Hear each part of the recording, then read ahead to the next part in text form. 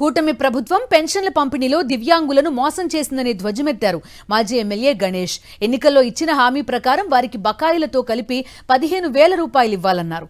అలాగే స్కూల్కు వెళ్లే విద్యార్థుల తల్లికి వందనం, అన్నదాతలకు రైతు భరోసా, నిరుద్యోగులకు నిరుద్యోగ భృతి ఎప్పుడేస్తారో చెప్పాలని డిమాండ్ చేశారు. ఎన్నికల్లో కూటమి ప్రభుత్వం హామీలను తక్షణమే అమలు చేయాలన్నారు. వికలాంగులు కూడా 6,000 రూపాయలు ఇస్తామని చెప్పారు. వాళ్ళు కూడా చాలామంది వికలాంగులు అనుకున్నారు ఏంటంటే 6,000తో పాటు గత 3 నెలలది కూడా ఏ విధంగా 1,000 రూపాయలు చొప్పున ఇచ్చారో అదేవిధంగా 3 9,000 ప్లస్ 6,000 కూడా 15,000 ఇస్తారని చెప్పి చాలామంది అనుకున్నారు. మరి 6,000 ఇచ్చారు వాళ్ళు. మరి వాళ్ళందరూ కూడా మరి చాలా బాధపడుతున్న సంగతి. ఇప్పటికీ పిల్లలందరూ కూడా మరి స్కూల్కి వెళ్తున్నారు.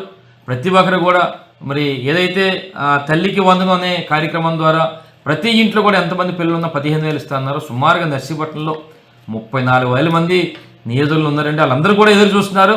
మరి మేనిఫెస్టోలో పెట్టిన ప్రకారం ఇస్తారు కనుక మరి 15,000 రూపాయలు వస్తాయని చెప్పి వారందరూ ఎదురు చూస్తున్న సందర్భంగా వారందరూ కూడా తొందరగా ఇచ్చే కార్యక్రమం చేయాలని చెప్పి మరి మీ ద్వారా కోరుతున్నాను. నిరుద్యోగులు కూడా చాలా మంది ఉన్నారు. మన నర్సీపట్నం నియోజకవర్గంలో సుమారుగా 10,000 మంది ఉన్నారు. వాళ్ళు కూడా 3,000 రూపాయలు వస్తాయని చెప్పి ఎదురు చూస్తున్నారు. అది కూడా ఇచ్చే కార్యక్రమం చేయాలని చెప్పి కోరుతున్నాను.